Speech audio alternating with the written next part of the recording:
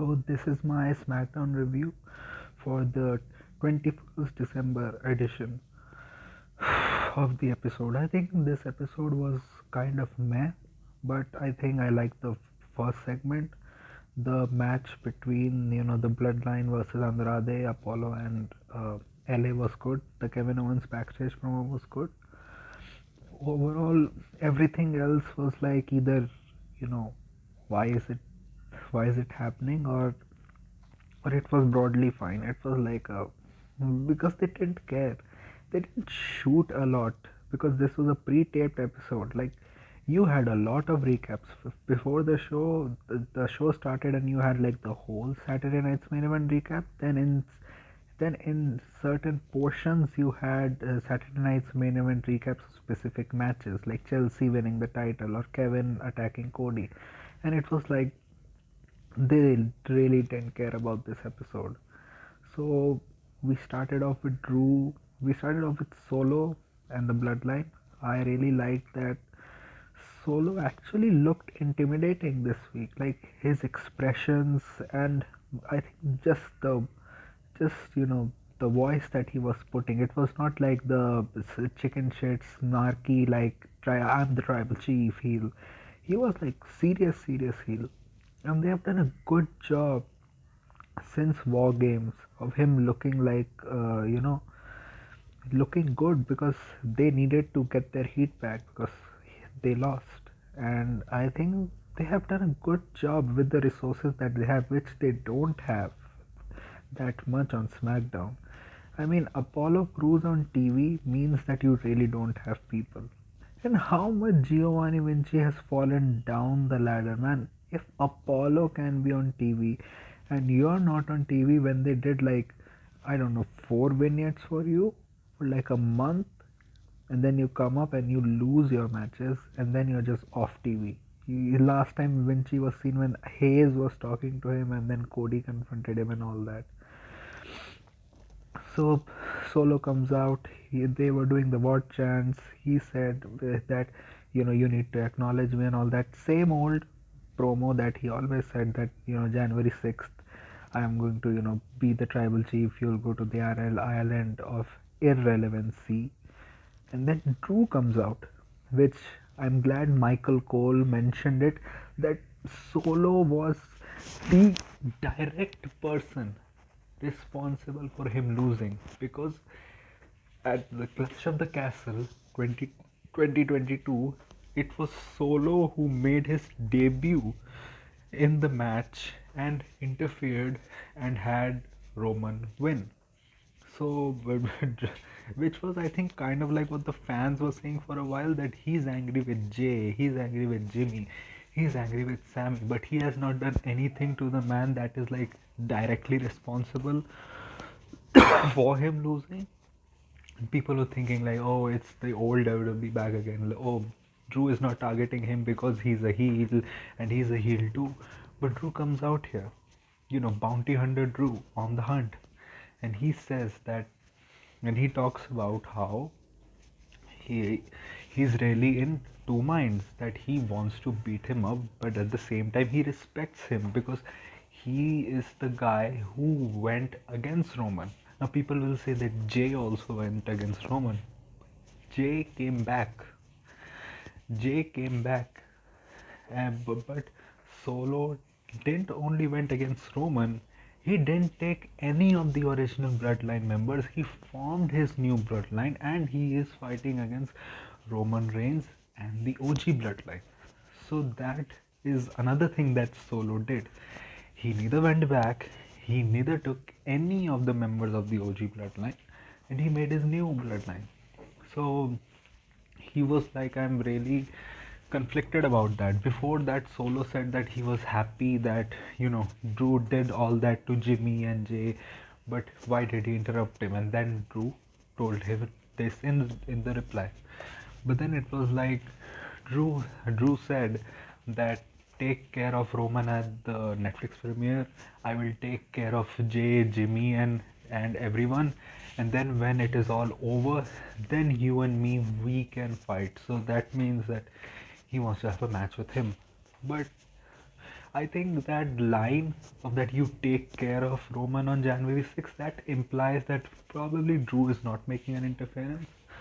And also, I'm just thinking about how the match will be, because they had the promo package again this week where they recapped the Raw Netflix kickoff show, where they still were mentioning that CM Punk and Rollins will main event the show.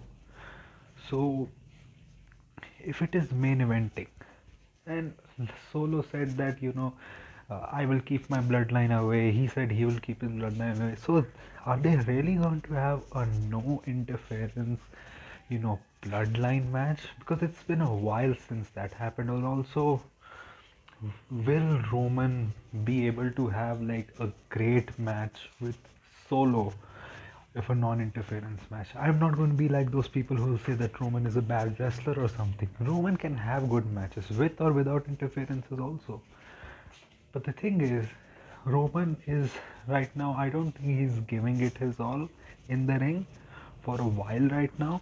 And I think the interference and the stare downs, the smoke and mirrors hide a lot of stuff. Kind of like the smoke and mirrors hid a lot of stuff that Cody was doing in AEW. Like you can see he was still giving his everything, which Roman is not right now. But even then, you could see he was trying to make these things more interesting by adding the smoke and mirrors. And if the smoke and mirrors are just stare downs, how do you do like it will be Solo's test, because the best match Solo's had on the main roster has been with Cody in that steel cage match. Apart from them, his matches have been broadly fine or bad. For me, he has been broadly fine, nothing special. He has not been nothing bad. But I think maybe they are just saying this for saying. Probably all of the bloodline will interfere. They're just saying this. Oh no, the heel said the bloodline will not interfere, but they interfere. What a heel! I think that is what will happen. And also, then Drew, then it was in and also one thing was really good, that Solo's expressions were really good in this. He seemed serious. He was not some goofy, like goofy heel that he has been for the past, a few months, which has actually been a good kind of character development, which actually got people who were not that invested in him got to invest in him. But when Drew said that, do you think about me that every night before going to sleep that Drew McIntyre is going to come for him? And he was like straight face, no, no, I don't. And it was like off the mic. It was really it was really funny. Like it was just straight up, no, I don't.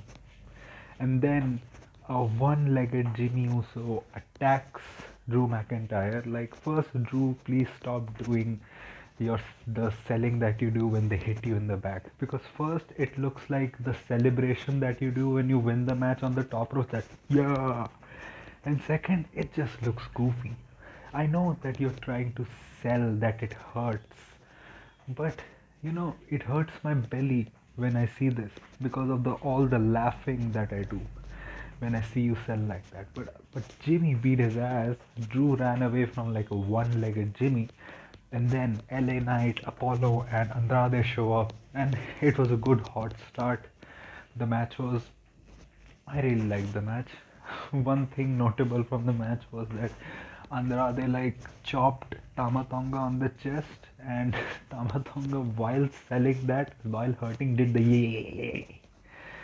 And Jacob and Tama in the whole um, Drew segment, especially Jacob, like their expressions, like the way they are locked into their characters. Like it feels like they know what their characters are, and they notice that every second they are not just casually standing there. They are putting in effort into their characters, and I really like that. The match was good. Then Shinsuke Nakamura shows up while everyone is outside. Shinsuke comes and Kinshasa's LA while the referee is looking elsewhere.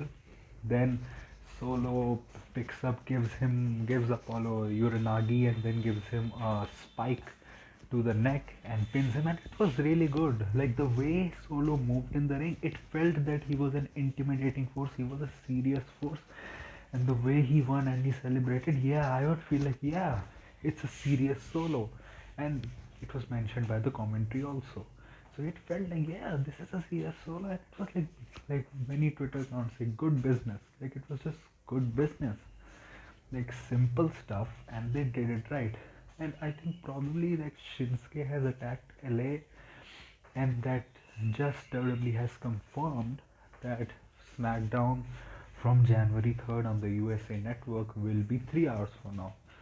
What what was the last time the Smackdown was 3 hours? I think a while back.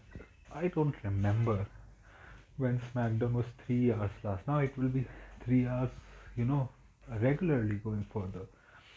So I think probably they're going to do Shinsuke LA Night 2 for like the January 3rd edition of SmackDown. It's going to be live and it's going to lead to the Netflix show.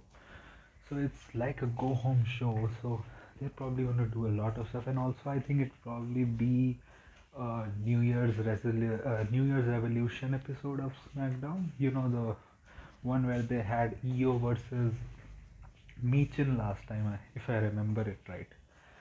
So I think that they will probably do Shinsuke versus Knight for the championship. Probably the tag titles will be defended again.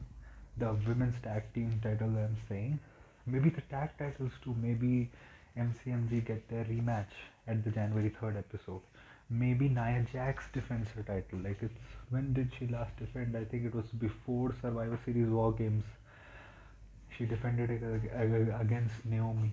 Maybe Tiffany finally cashes in and wins it because USA would want to do big things because first they know they'll probably get more traction because it's going into the Raw Netflix episode. Second, it's the first 3 hour show, so they have to deliver. And third, that they want to like show that just because Raw is going to Netflix, it doesn't mean the quality is going down. Please keep watching SmackDown also. So I think some big stuff will probably happen on the January 3rd episode of SmackDown. Then moving forward, I really like Candice's role. I think she's in the perfect role now. She's like the perfect asshole, poison pixie, like being like, you know, a little bit bitchy towards Tiffany. Her saying that you don't come with us ringside, and Naya is really happy with Candice, and she's like, let's go strategize and everything, and you sees a sad Tiffany there standing.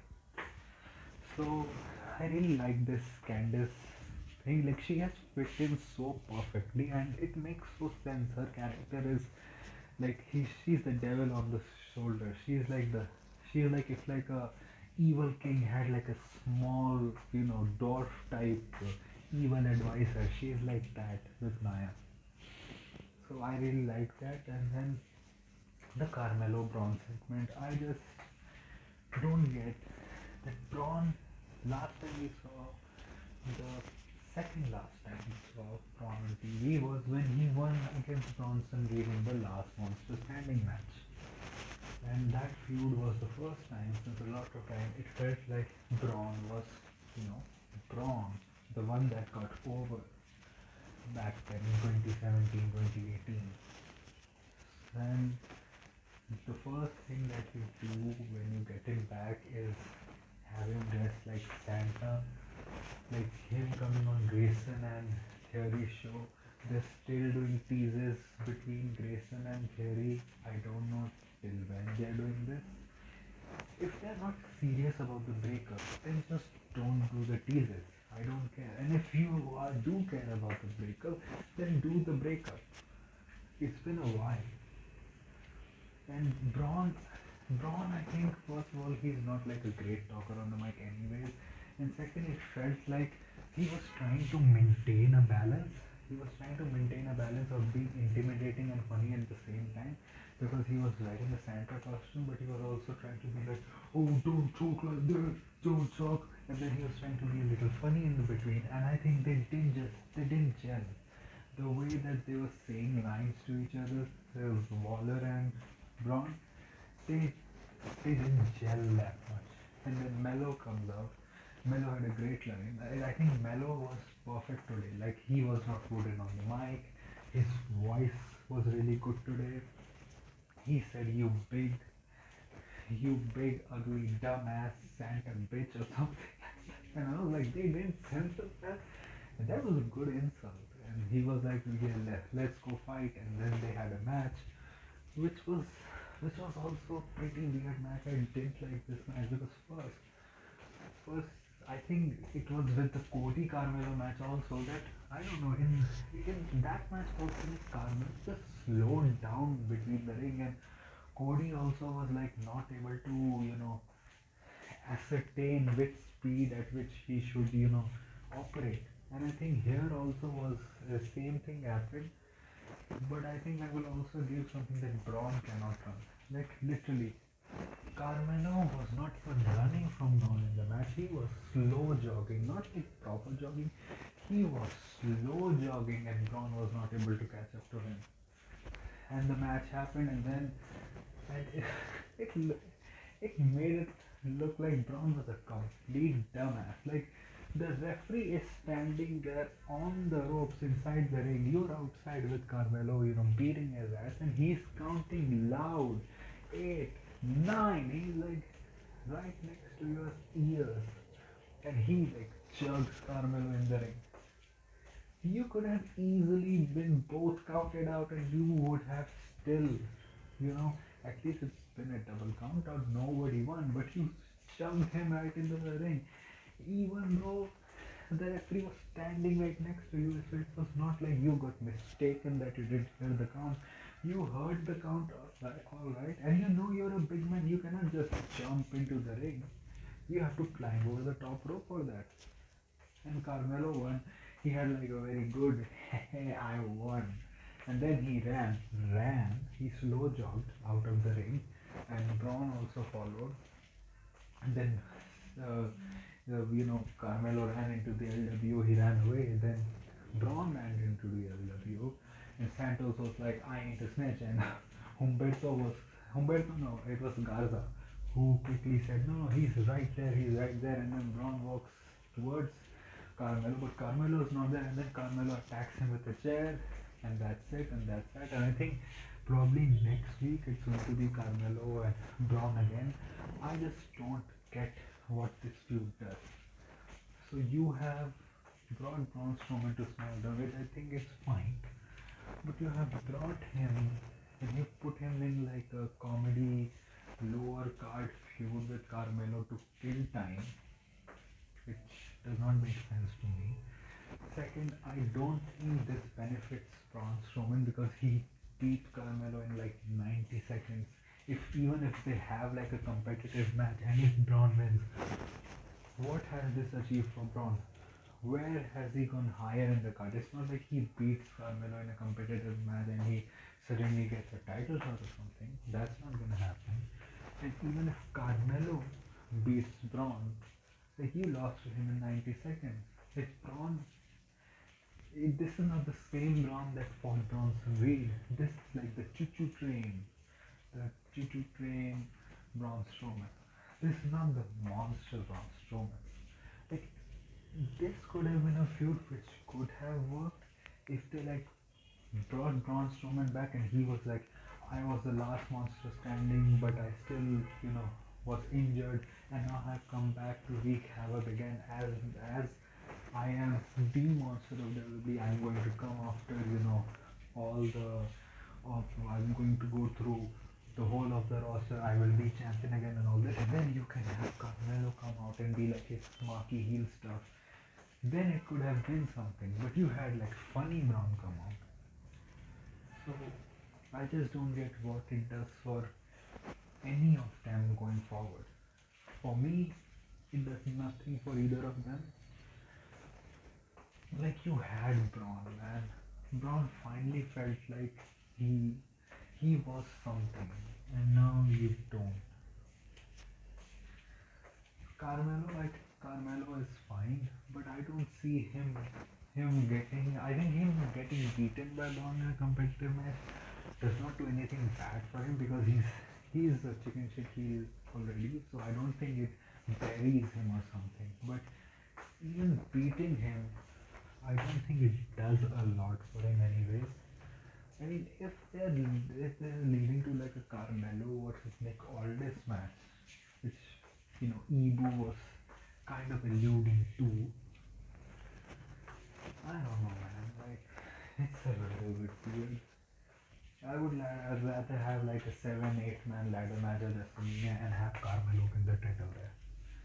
That's good. That way you can, protect all the other guys. Probably get like an initiation feud out of it. You can do stuff and have Carmelo win the title, and then you can go move forward with Andrade next in line or AJ next in line, anything like that. You move on further, and then you had backstage vignettes, Chelsea one and all that. Kevin had a great backstage vignette. He didn't really say much. He said that I was robbed by the referees. I was Cody used the chair, and that it is only and as a WWE manager, and it is only you can push a man too far before he takes matters into his own hands, and I had to take some things because I felt cheated. This is why I took the win legal. So he's not like he's gone crazy and he thinks he won the match. He thinks that he has been wrong. This is why he took the win legal, and he said that you know doing that package pile driver to Cody, that was not me being snapped. That was not me snapping. The next thing that I do will be me snapping, and it will be on all of you. So I'm just like I'm in the back of my mind going, Apollo man, Triple H comes to Apollo in the back. Apollo, you did a good job with the bloodline, while Apollo is putting the marshmallows on his plate from catering. And then Triple H is like, we got a great spot for you next week. Next week, Kevin Owens comes up and gives you a package fire right on the dome head. How how is it? Do you like that idea? I think that's what's gonna happen. Apollo just got bitched out by the bloodline, and now he's going to get bitched out by Kevin Owens. He's going to probably like package pile drive him on his head. Something like this. Something will happen. I think something has to happen either at the January 3rd SmackDown episode or like the Raw episode which is happening. Maybe on the January 3rd episode, Randy Orton comes back.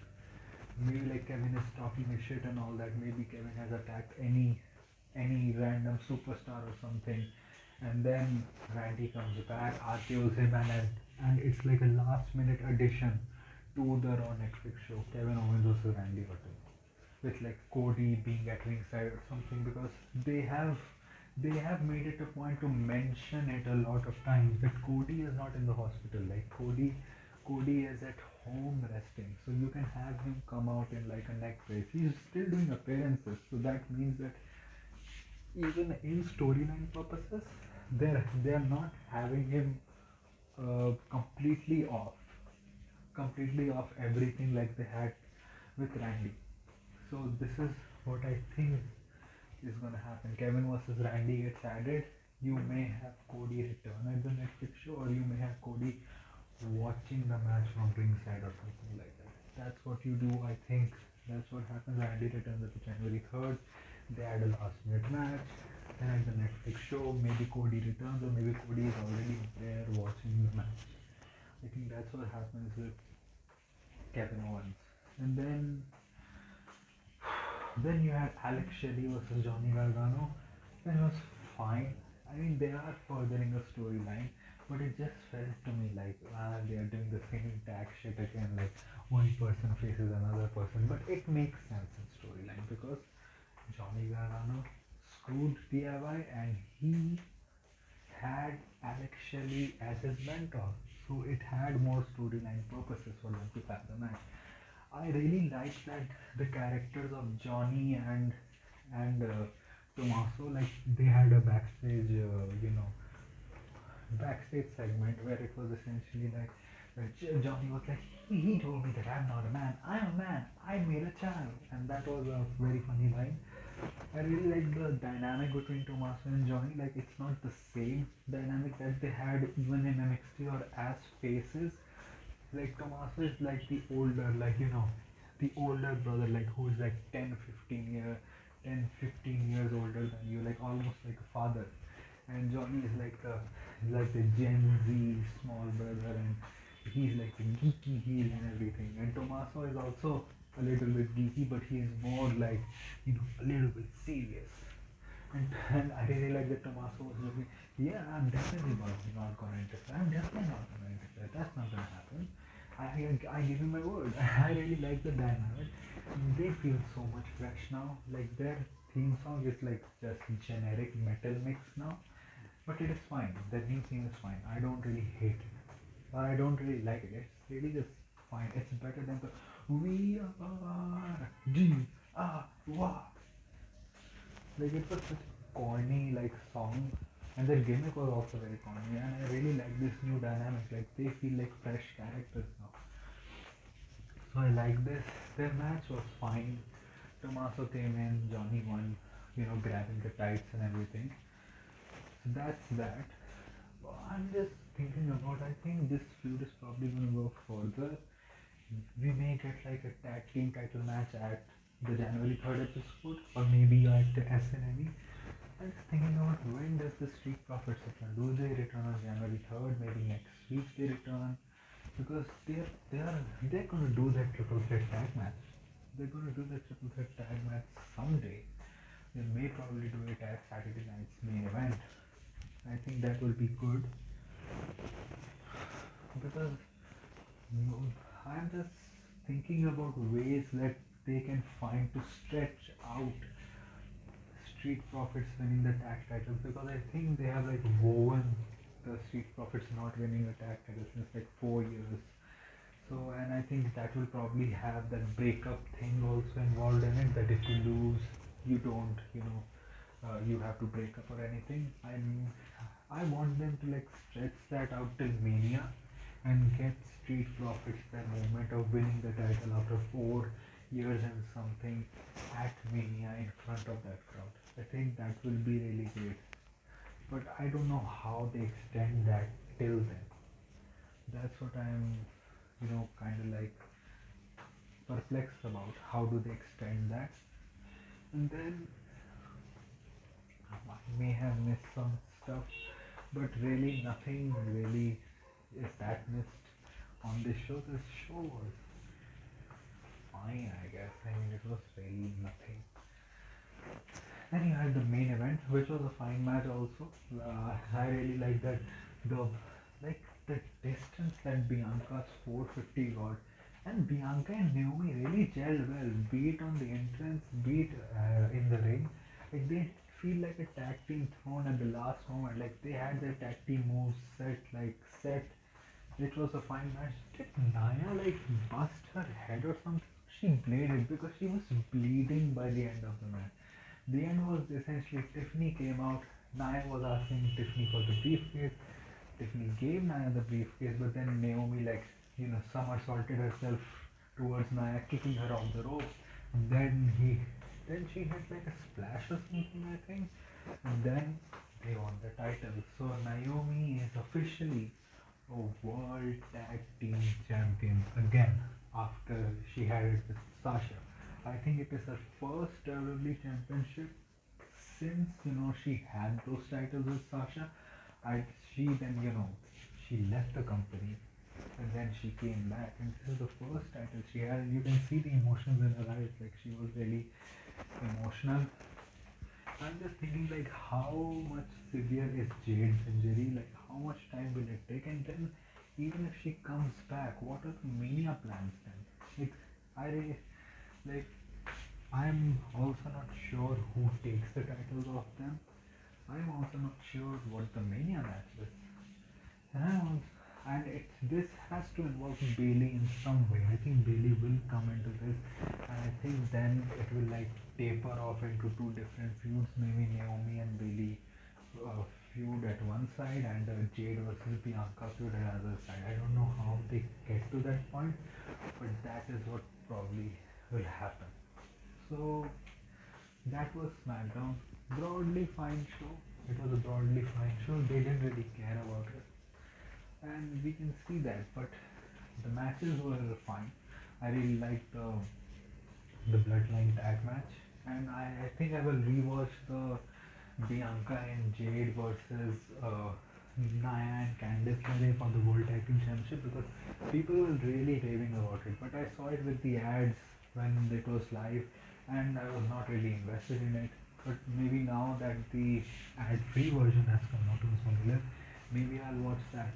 And also that I just read a report yesterday, like some business something, that met that in then from April 2025, WWE is going to be Netflix exclusive in India.